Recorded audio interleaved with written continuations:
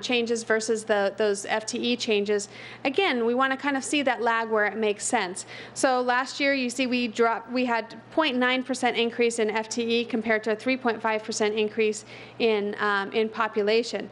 And you see that almost flip-flop this year, where there was a 1.7% increase in population, and yet we're asking for a 3.3% increase in total FTE.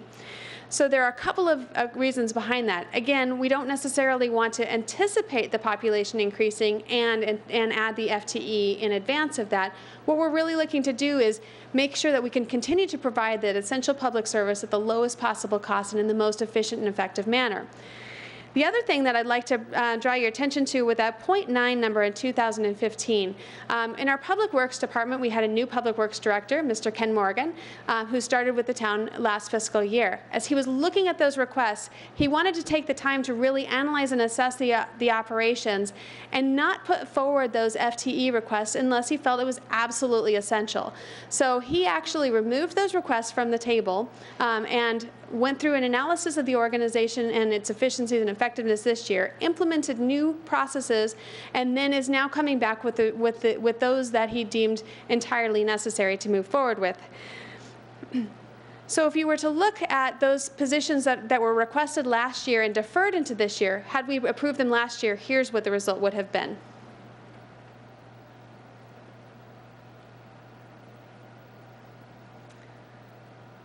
So I'll conclude by looking at the total FTE per thousand here for the town of Gilbert, including the recommended positions here, and compare that to those of our neighboring cities and towns. And with that, Mayor, I'd be happy to answer any questions that anyone might have. Questions for Don? Councilmember Peterson. It's actually more comments at this point, so I'll wait to see if others have questions. Questions from the council?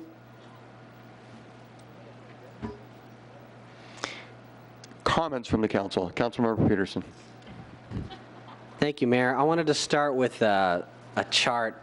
First of all, I want to thank staff.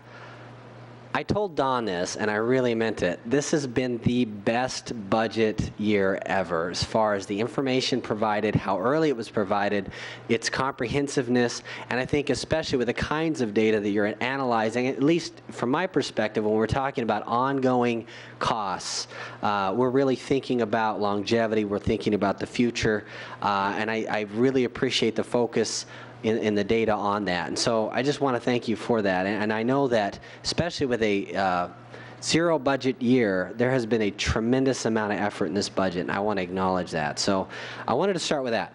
But then I got a couple slides. Can you help me out here, guys?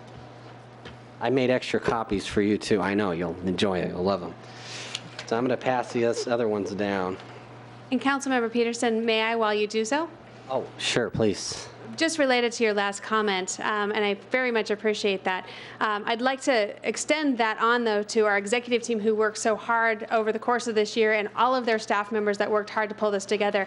As Councilmember Peterson said, they've been very responsive to every question, worked very, very diligently to make sure that they could pull together that information for you. I'd also like to offer a quick shout out to the budget team because they've done a phenomenal job. And these metrics that you're seeing before you here today, those are all thanks to Amber Costa, Mary Vincent, Laura Lorenzen, Chris Parasat, and Jocelyn Smith.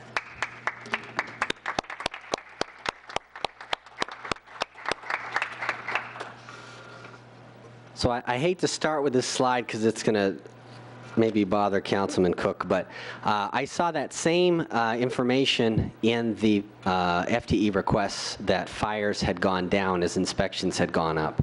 And so I asked them to send me the actual data, and I did an XY plot so I could analyze the correlation between number of inspections and the number of fires. And so you're seeing before you the results of that plot. And running across the bottom of the chart is the number of inspections. Running across the left side is the number of fires. And if you expected a negative correlation, in other words, the number of inspections increases, the number of fires decreases, then you would expect a trend that would go slope negatively or down as you go to the right. So, but as you look at this data I don't see any clear correlations.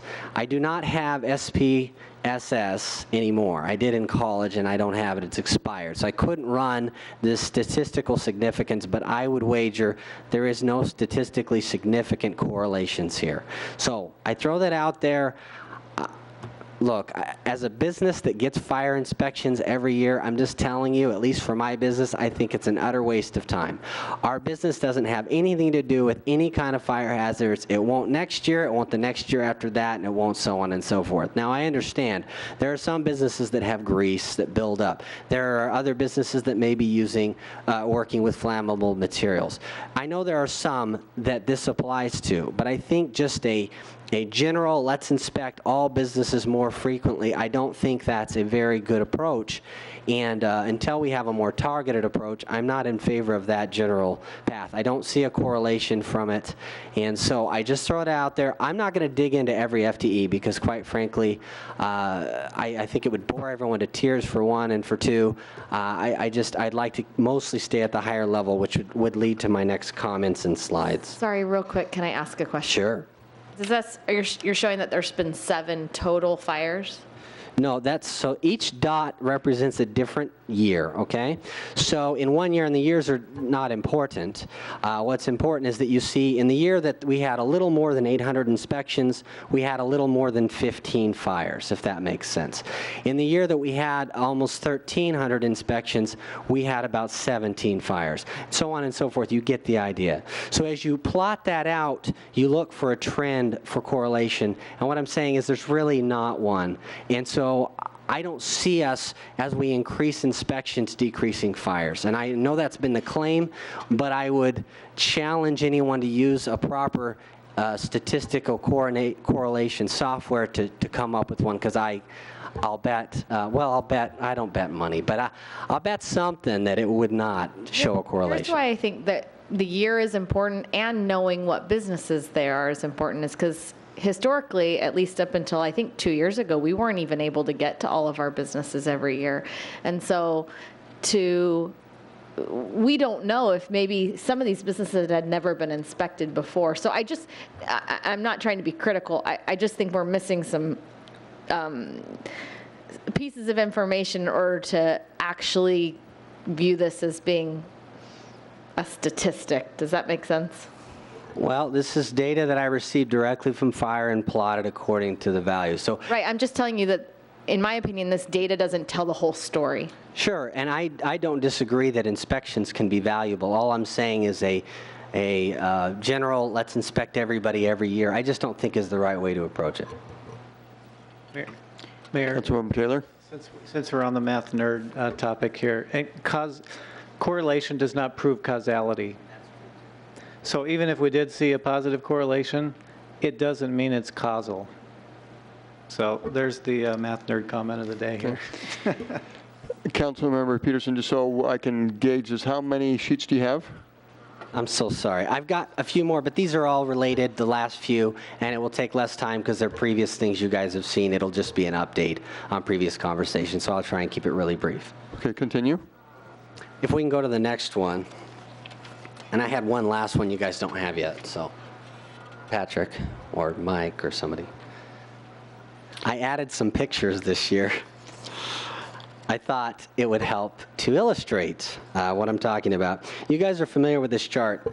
And actually, Dawn and her team is fantastic because they actually replicated the last few years of it. So you'll see that tail end that's gray. She showed you that on another slide. You know, the scale was a little bit different and whatnot, but it's the same data.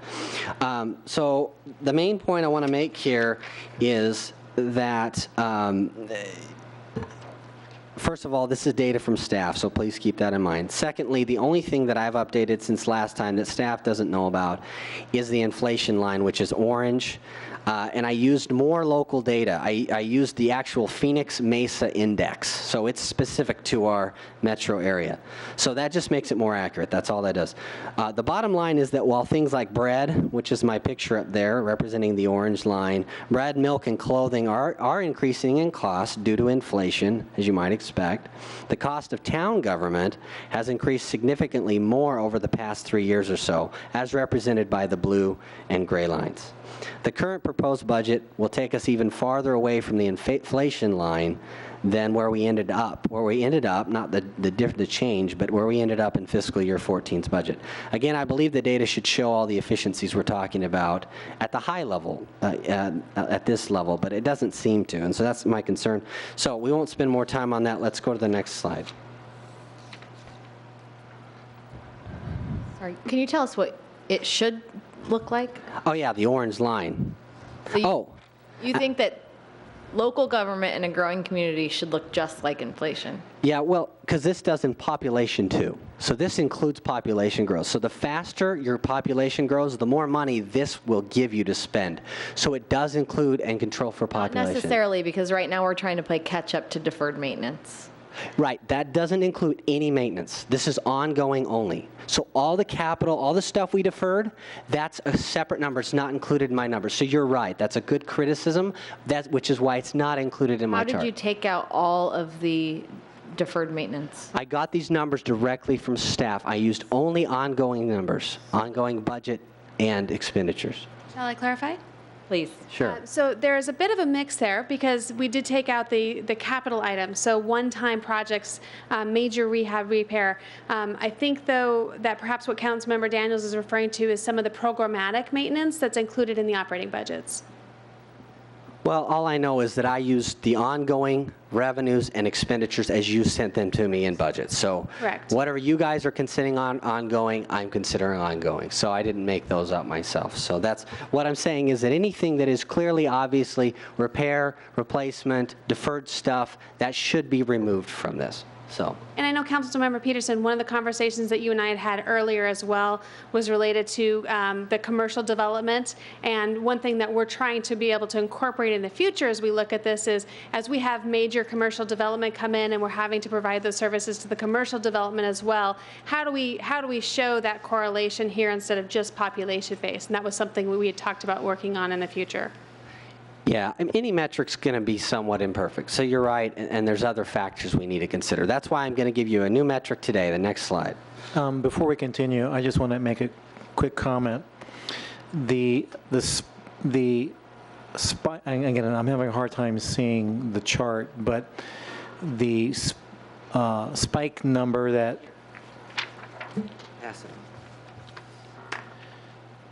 So it looks like the increase of the spike was really at the time when we did the Compton study increase. Is that what I'm understanding? That is the main crux of that. I have a chart I didn't plan on showing that I can show you another way of doing it. I think we could have still done what we needed to. Okay, just to make it clear, that bump was obviously the bump that fixed our Compton salary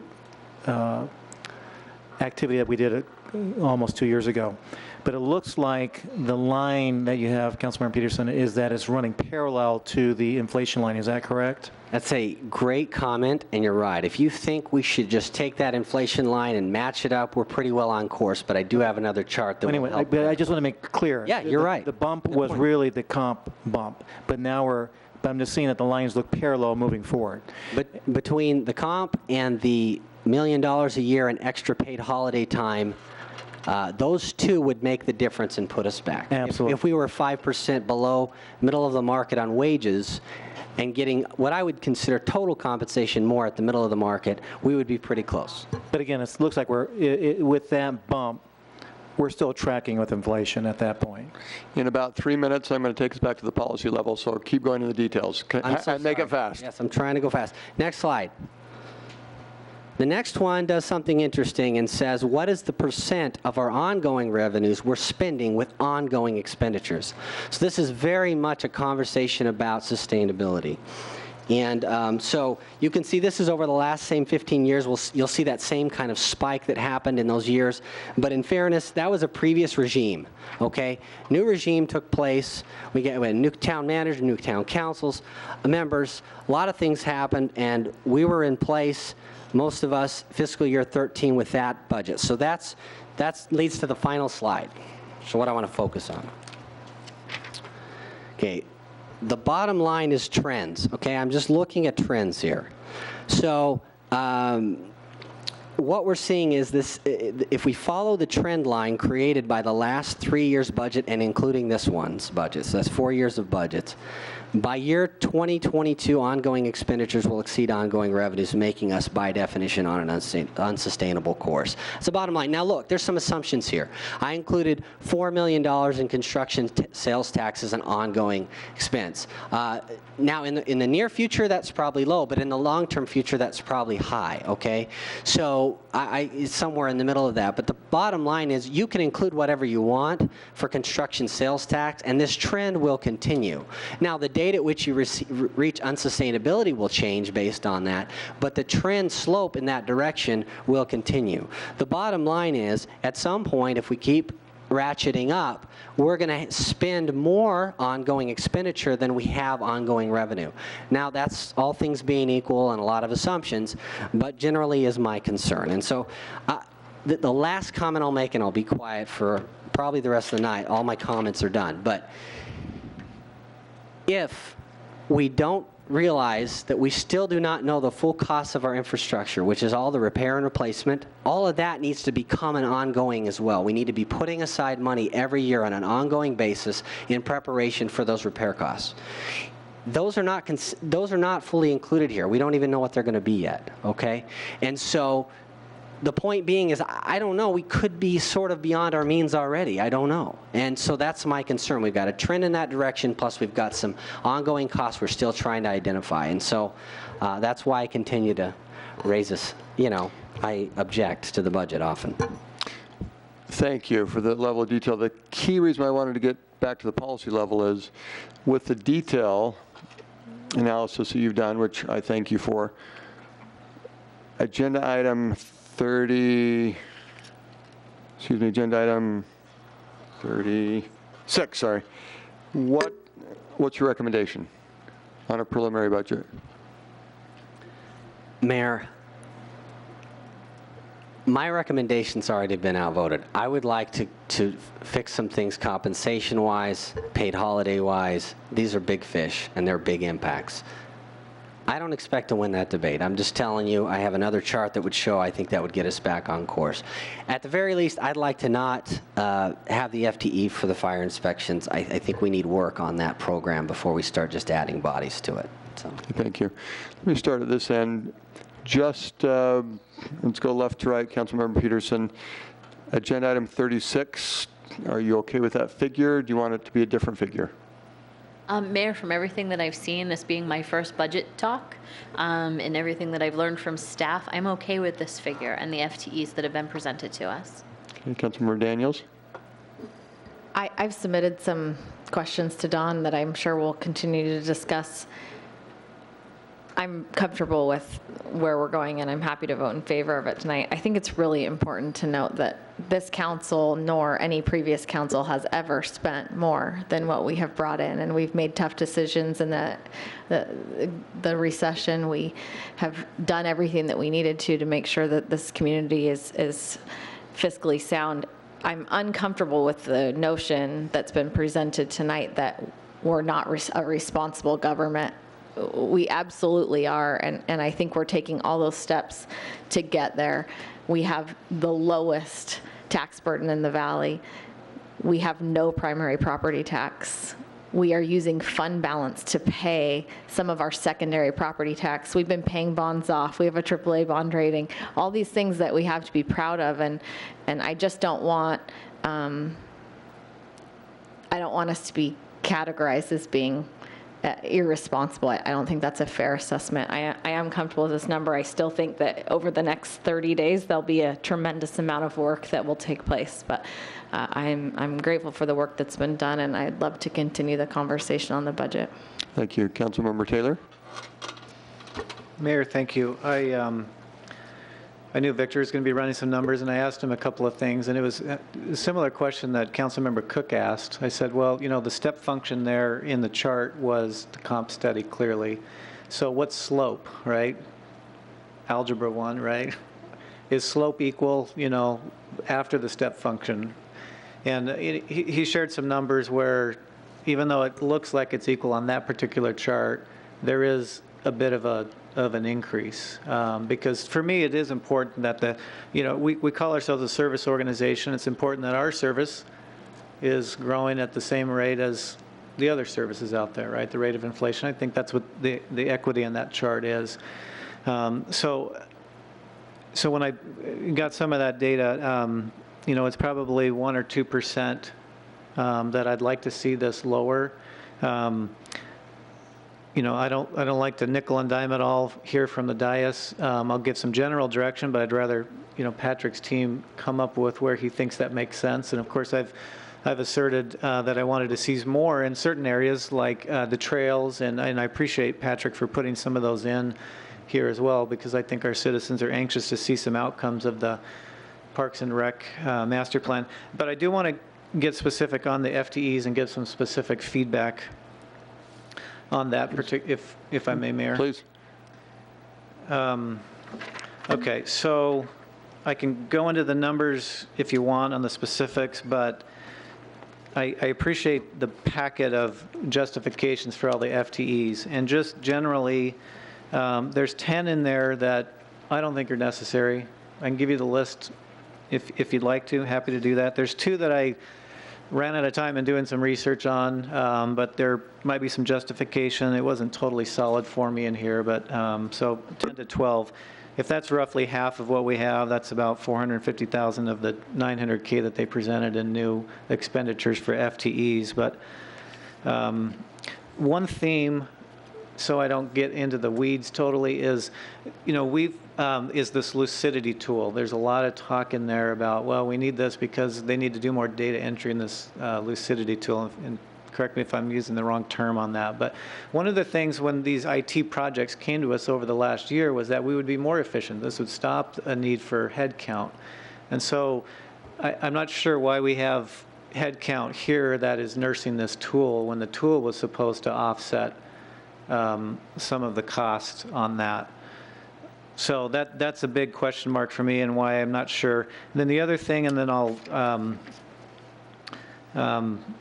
be done, is, at the end of the day, I'd like to see more go into more playgrounds and more roads. When I drive through the islands, there's some road mains that needs to be done with that community. They've been here for a long time, and their streets need to be, maintained. And there's some maintenance there that we're behind schedule on work park benches and things like that need to be out for our citizens, for the benefit of our citizens, and less administrative. There's 10 to 12 purely administrative roles here that aren't really benefiting the citizens directly. And I think we can do a little bit better.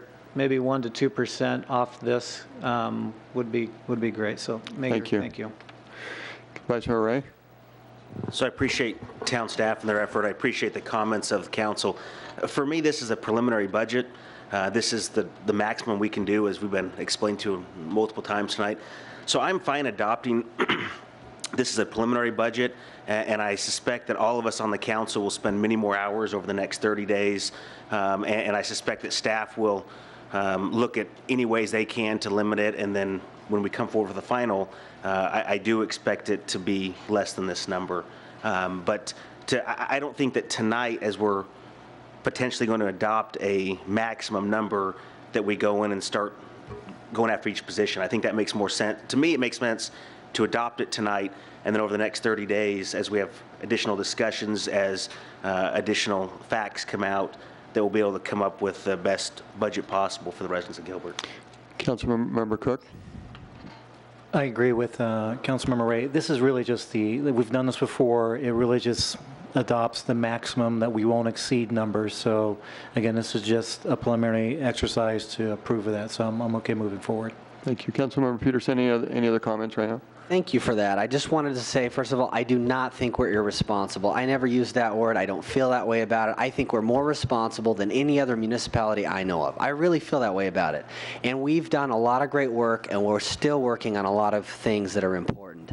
All I'm saying is that we still have work to do, and I've got some concerns.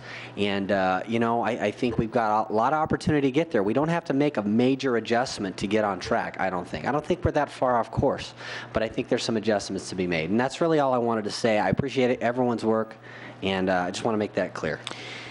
So what I'd like to do is give the executive summary of the CIP, and then we'll have a vote, and I heard an answer.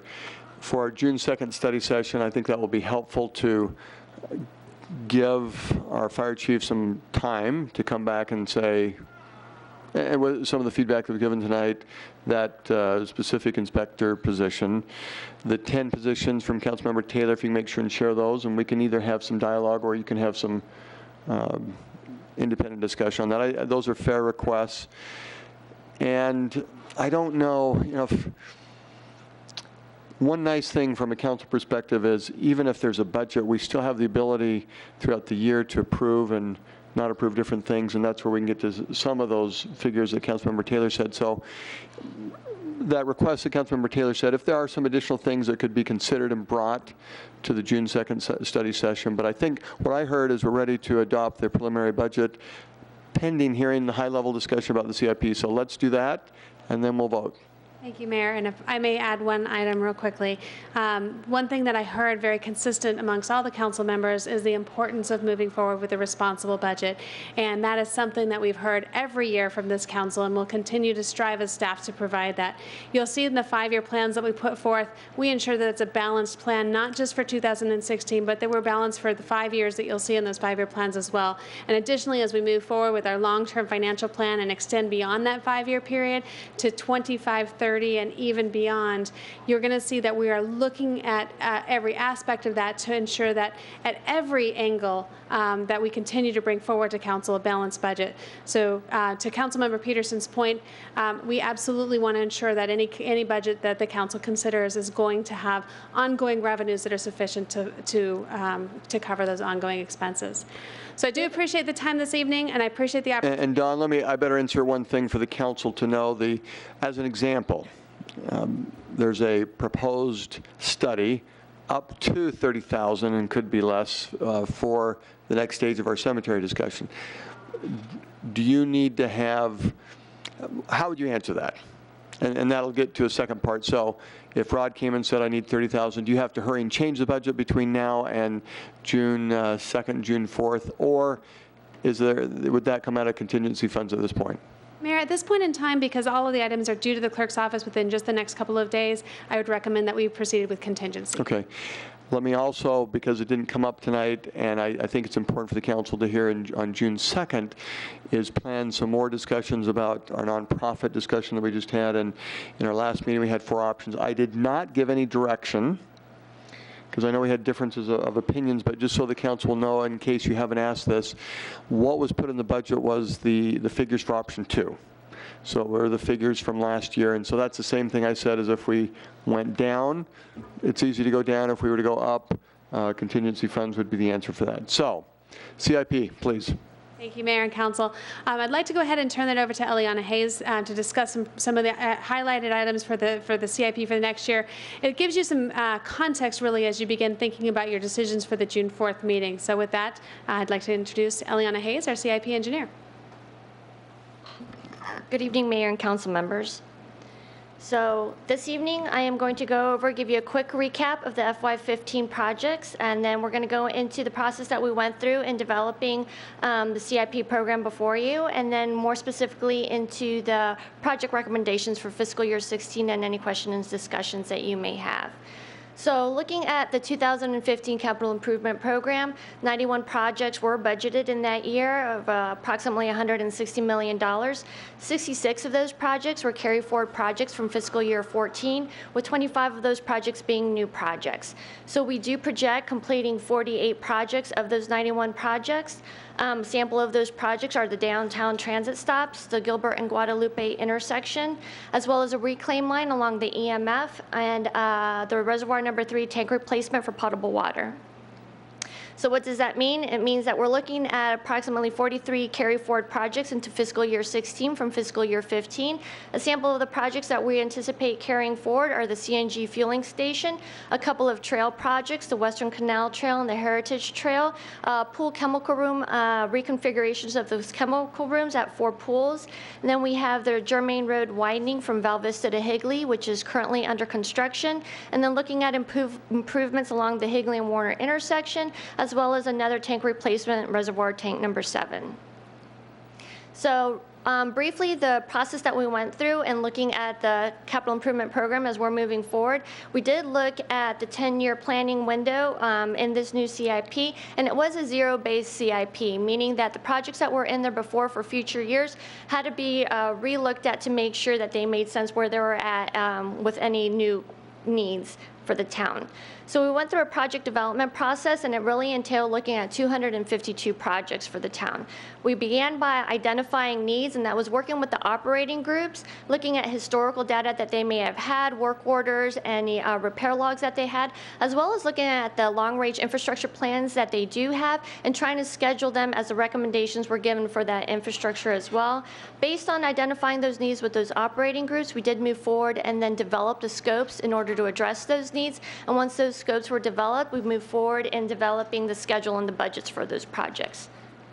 Once that was all completed, we moved forward into prioritizing those projects, and we broke it out into 2 different groups. There was the first round of prioritization that was done by the operating groups themselves on each of the projects. Given a set of metrics, they went through and they self-assessed each of these projects based on those metrics, looking at point values for strategic initiatives, how well they met strategic initiatives for their town, as well as negative points or reduced points for any execution or operational impacts that we foresaw while we scoped out the project, and then how well it addressed possible economic growth opportunities for the town, and the more impacts that it had across the town, the more points that it would get. And then the second round of prioritization was really based on the timing of the projects, based on if there were any system deficiencies or if there were any reliability issues, again, based on the recommendations that the LRIP was coming up as to when these projects this infrastructure should be replaced and the timing for that, as well as any legal requirements that some of the infrastructure may have had. Once we were completed with that, we also looked at the resource availability, and mainly looking at resource availability, the staffing to complete this project, as well as the financial obligations by moving forward with these projects. So what does that mean? So we have a 2016 projects recommendation for you. So right now what we're looking at for fiscal year 16 recommendation are 83 projects for that year.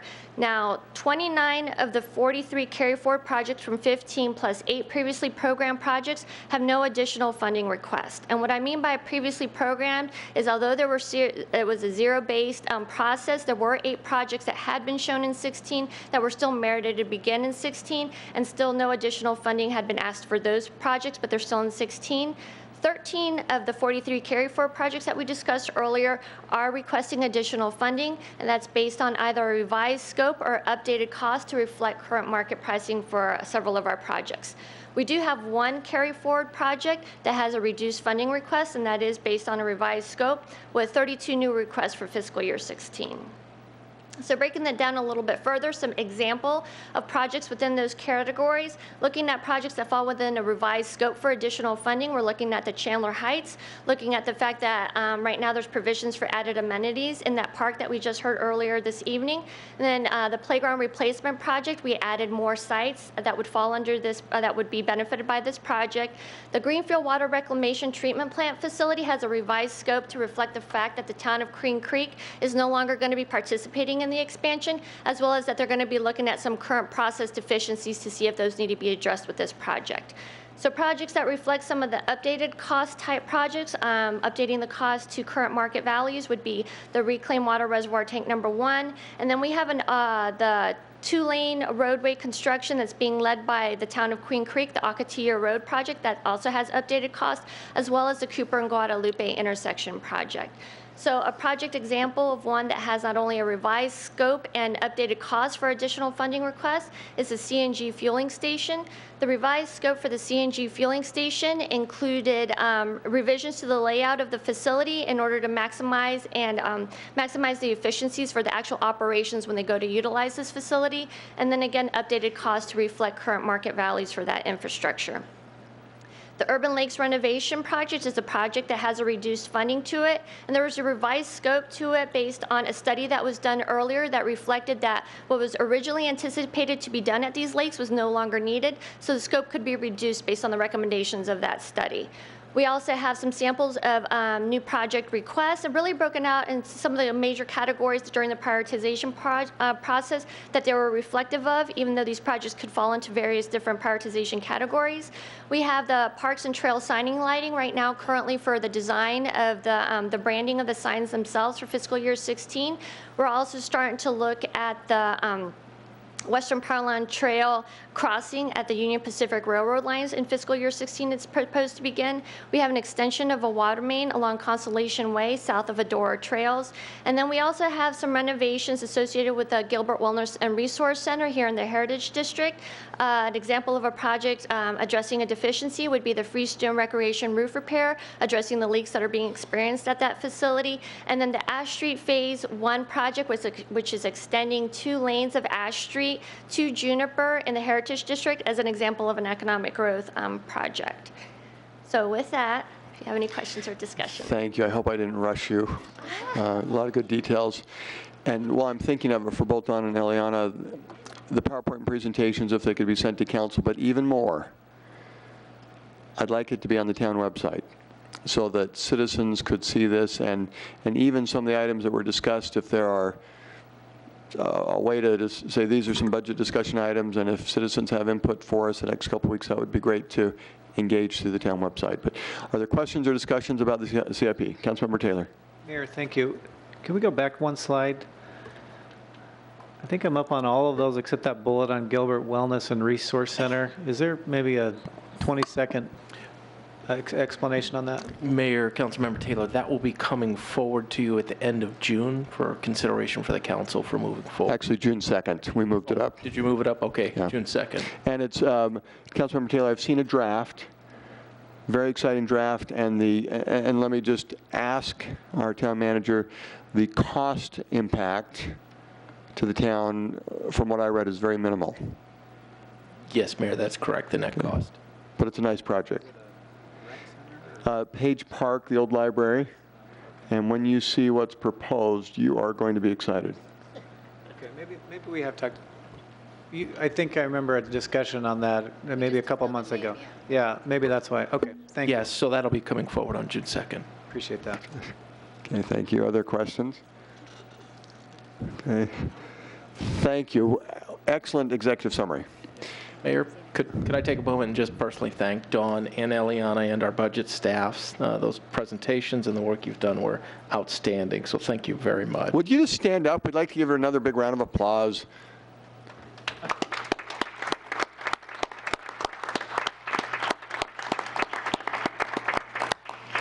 I will entertain a motion on agenda item 36. Mayor, I move to approve the adoption of the preliminary budget as $621,134,250 for fiscal year 15-16.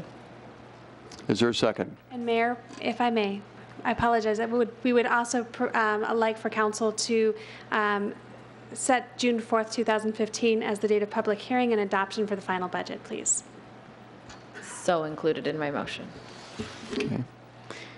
Is there a second? Second. Okay, with that motion, second, please vote. That's approved with a 5-2 vote. Thank you. Is there a motion to adjourn the special meeting and reconvene in a regular meeting? No motion is necessary. You can just do it, Mayor. Let's just do it. Done. Adjourn the first Just meeting. like the Chandler Heights Basin, check it. All right. Check it. We move to agenda item 37, 37, 38 are done. 39, boards, commission, and committee reports.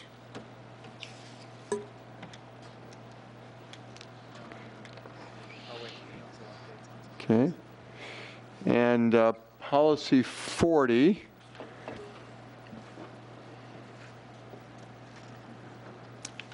I was just about to turn to Councilmember Cook because I know this was submitted. Do we have, is this where Councilmember Cook will give an update?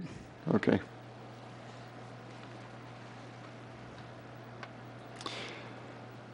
So Councilmember Cook, we turn to you for agenda item 40. Well, that's a wonderful agenda item to talk about. So anyways, I'm having technical difficulty here. I'm trying to stall as Mark looks at this here. Are you having technical difficulties on 40? Do you need us to go to the others and come back? I'm good here. Okay. Hang on here. The thought was, when we had a study session a couple weeks ago, there was a lot of discussion about the funding of the nonprofits and so forth, and I'm always looking for a win-win for all of us on the team, as you know, Mayor. And one of the thoughts that I had was, how do we help provide some additional revenue sources for the Neighbor to Neighbor Fund? And I know recently we talked about changing some of our policy and increasing, the ability to do some advertisement. And some of the advertisement could be used to pay for some of the needs related to parks and so forth. And that's wonderful. But anyways, the thought is to have a discussion of possibly maybe redirecting some of the net revenue from some of our advertisement after we pay for some of the cost of some of the things that we like to do, but some of that net could go back into the Neighbor to Neighbor Fund so that we can add more funds to that program. We're not asking for additional tax dollars, but dollars that would come from a supplemental source. So anyways, this is what this agenda item is really about, to have some of that discussion as it relates to some of that potential policy change, to maybe look at taking some of the net revenue from some of those sources from advertisement and add it to the Neighbor Neighbor program. Thank you. Town staff, have they had a chance to give any feedback as to what some dollar figures might be? I know, nice concept, but it also could, our cost recovery that we've wanted for some of our athletic events might be taking some of that. So do we have any figures, or is this something that we might, from a policy perspective, just say explore and give us more details? Mayor, that's a possibility. Okay. There is a draft proposal in the materials, and that's just thought of perhaps as a way to begin discussions. Sure. But how a draft policy would indicate how this might work as far as, the language that might change a policy. So at this point, do we have any specifics on dollars that would be impacted? Mayor, members of the council, I'm not aware of any. Okay. Do you know, Councilmember Cook, or there's, based on discussion of Again, some of the new advertisement that we've actually have asked to be added or increased, we haven't received a lot of those, numbers yet, because it's fairly new. Mm-hmm. So again, I'm not sure there is really a, magic number or whatever that relates to, what that net revenue might be. But again, it's just another source that, again, whatever we're wanting to pay for through the parks, as an example, whatever that net might be, we just redirect it into the Neighbor Neighbor Fund instead of going into the general fund. Sure, thank you. Councilmember Peterson.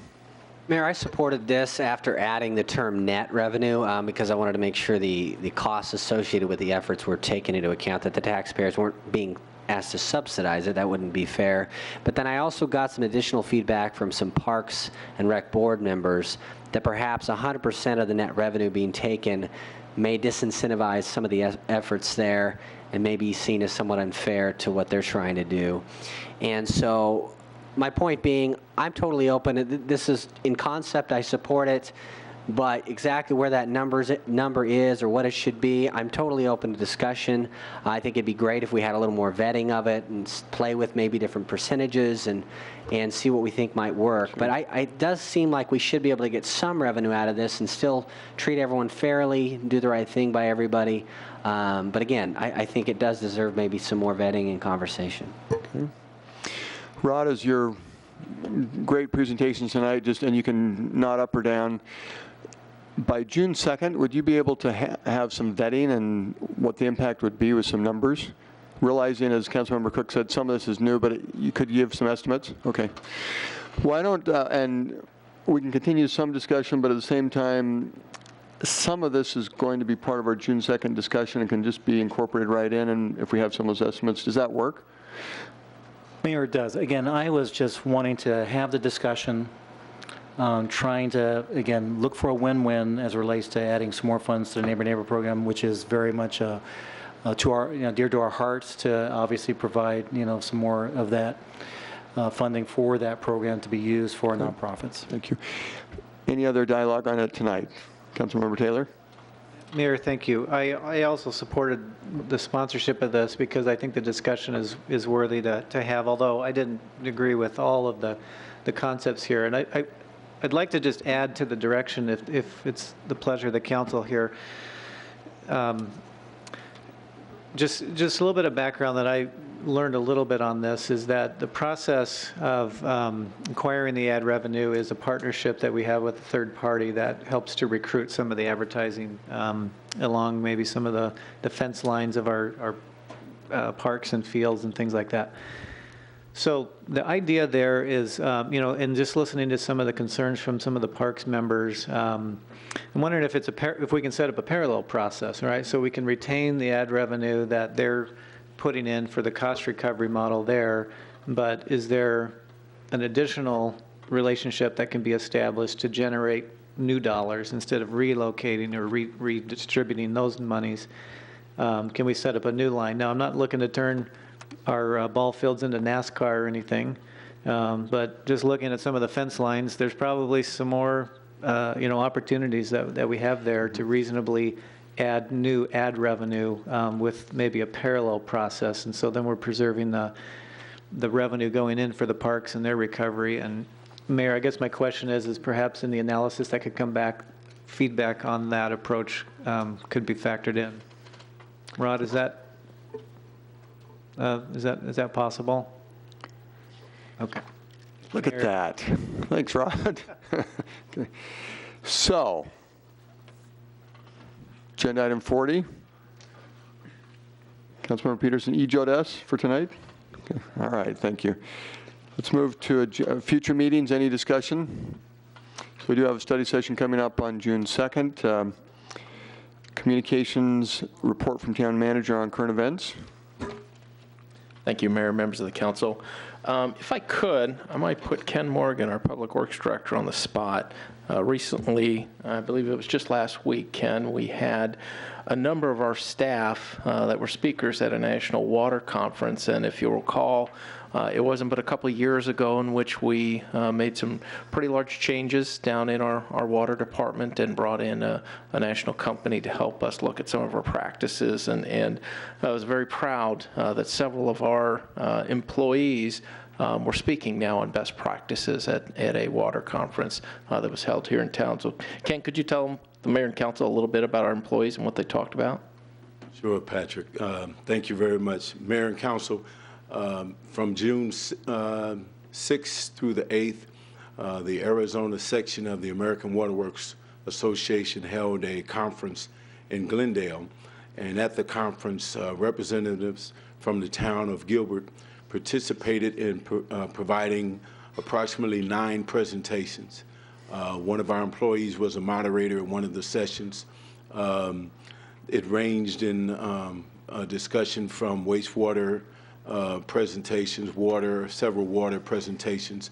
One of the things of note of interest was one of our employees, Rebecca Hamill, had submitted, and Jason Bobko, submitted a presentation for an innovation, and she won the overall competition, which allowed her the opportunity to go to the national conference, which is going to be in Anaheim in June, to compete for the national, at the national level for a competition. And so the town of Gilbert was extremely well represented, even to the point of a number of my peers in other communities were trying to steal our employees. I'll just kind of say that the way it was.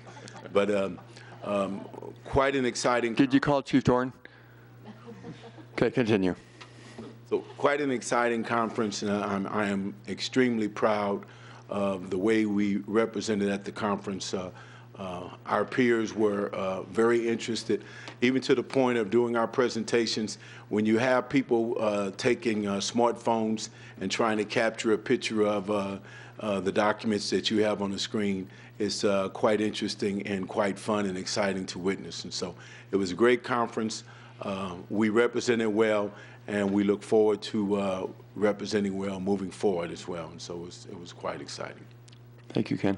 Thank you, Ken. And Mayor, I do have to remember, Councilmember Daniels told me to stop letting staff speak at conferences because people are going to steal them. And now, as we're all aware, someone has stole our budget director, Dawn Buckland. She will be leaving us for the town of Paradise Valley.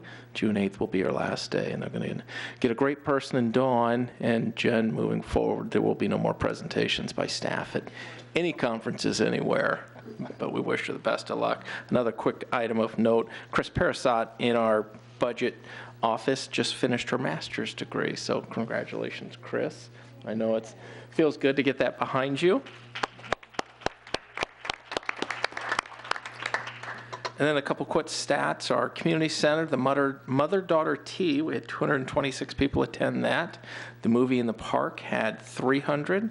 The senior Cinco de Mayo event had 95, and the senior Mother's Day event had 155. Our special events, our Gilbert Global Village, we had about 5,000 attendees. And our sponsorship support of the event reached over $30,000, covering 100% of the cost of the event. So that was very nice, and we appreciate everybody's hard work with that. And we continue to have our downtown concerts at the Water Tower Plaza. Next one's on tonight, May 14th. I do appreciate you scheduling those on council meeting nights every time, Rod. The next one is on May 28th. And then our Human Resource Department, Carrie Bosley and Tiffany Tolleson. Is Carrie here? I'm going to murder that last name. I'm glad she's not here. Tolleson? Yes. Tolleson. Thank you, Mark. Presented on how Gilbert used performance management to shift organizational culture at the Western Regional IPMA HR Conference on April 30th. And Lee Frischie, our risk manager, recently presented Leading the Way to Safety to the American Society of Safety Engineers. And then we held our CQI IMS event on May 6th, and we had 20 employees involved. We had 15 process improvements resulting in annual cost savings of over $7,700 and efficiency savings of over 500 staff hours annually. Thank you, Mayor. Thank you. Report from town council members.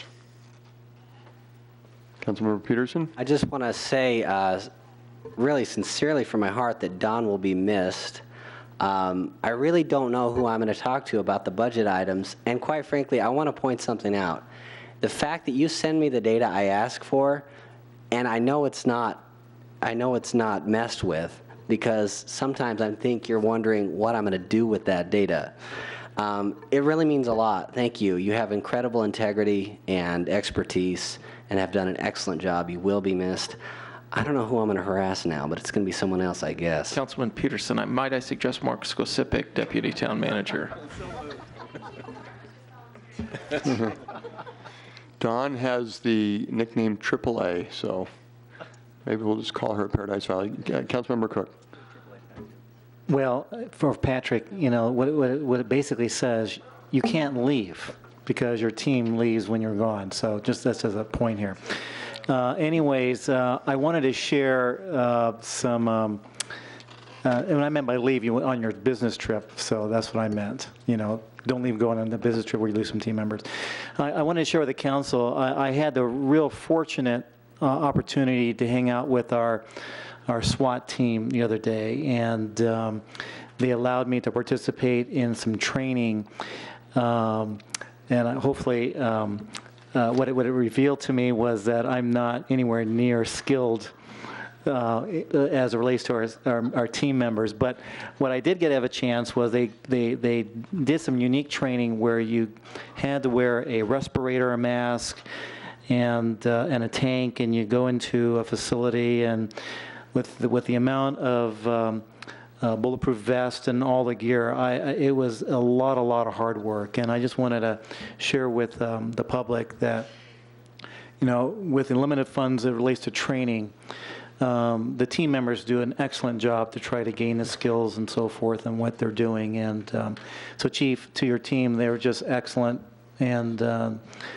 so forth. And I had a great time. And they even let me be a hostage.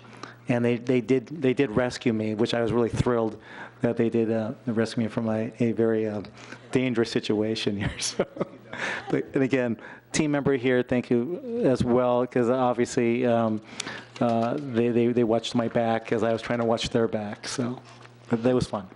Thank you. I believe I did my mayor current events already, maybe with the exception, just another sentence or two. With Patrick and Dan, had a great experience in Washington, D.C. There were 65 Arizona delegates, and most interesting, the track I was on was the international track, and so Tuesday morning, as an example, the trade discussion, I was at all the different organizations that helped make all that happen, and they were very positive that step was going to pass, and it didn't. And so by the afternoon, Washington, D.C. had completely changed. Interesting to see it from that angle. We did meet with many of our congressional delegation. Spoke very highly of Gilbert, and good relationship trip. So I guess on Washington, D.C. time, should I adjourn the meeting? Is it? Oh, it's 1:15, okay. Meeting adjourned, thank you.